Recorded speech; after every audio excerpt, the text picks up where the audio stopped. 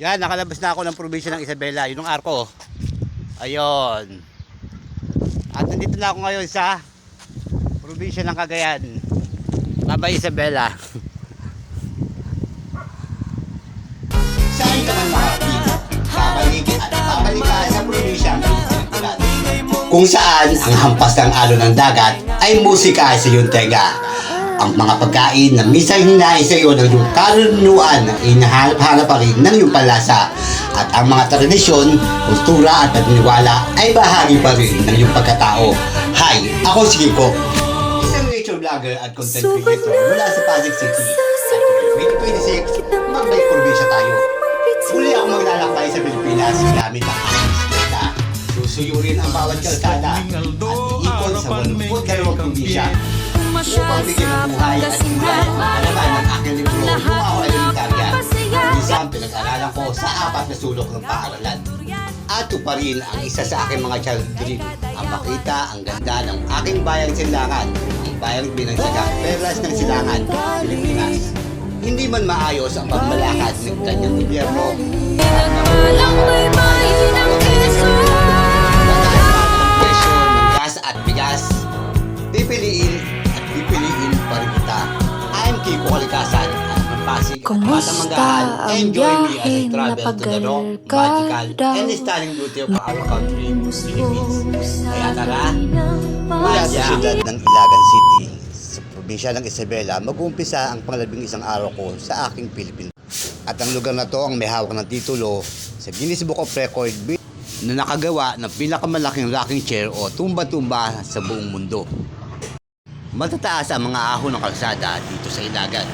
Mahaba ang kalsada bago mo marating ang kabilang bayan. Mais ang kanilang pangunahing produkto. At dahil nga panahon ng anihan, nabakante ngayon ang lupa na kanilang pinagtatamnan ng mga mais. At ito rin ang dahilan kung bakit Hunyo ang pasukan ng mga estudyante dito sa atin sa Pilipinas. Dahil nga ang buwan ng Abril at Mayo ay bakasyon ng mga bata. Panahon din ito ng anihan para mapaghahandaan ng mga magulang ang muling pagbabalik sa eskwela ng kanilang mga anak. Nang malobat ako, nag-charge muna ako sa gasolinahan na nadaanan ko. Pinull charge ko na, kaya 3 oras akong nakapagpahinga. Nang ma-full charge na ang baterya, bumalik na uli ako ng kalsada. At tumagos naman ako sa kabilang bayan, ang bayan ng Tumawini. Ganun pa rin, malawak na lupa na taliman ng mga mais na ngayon ay bakante ang aking daanan. Nang may madaan ako palinderya, bumili ako ng pandesal at yan na ang aking tanghalian. Ayoko lang kasi magbusog ng masyado kasi maraming kasulahan dito, hindi nagpapagamit ng CR. Sa kabila lang tindi ng sikat ng araw, ituloy ko lang ang aking pagpadyaka hanggang sa marating ko ang kanilang poblasyon. Malaki na ang pinagbago ng bayan Tumawini kumpara sa huli kong pagbisita. Napakadami ng establishmento, may mall na rin at nandito rin ang magkaaway sa negosyo, ang Jollibee at McDo. Mula sa bayan ng Tumawini, 15 kilometers pa ang pinadya ko bago ko narating ang bayan ng Cabangan.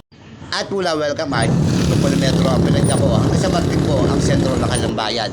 Dahil nga hapon na, nag-iba na ako ng daan. Hindi ko na dinaanan ang bayan ng Santa Maria. Instead, sa bayan na ng San Pablo ako dumaan para makaiwas na rin sa mga ahon sa Enrile. Hanggang sa makalabas nga ako sa probinsya ng Isabela.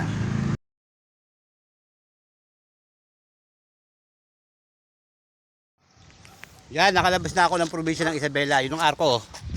Ayun. At nandito na ako ngayon sa probinsya ng Cagayan. Babay Isabela. Make it official, eto na. Cagayan na talaga to. Kasi marami na ako nadadaanan ng mga welcome arc. Siyempre dapat meron tayong closure sa probinsya nating pinanggalingan. Babay Isabela.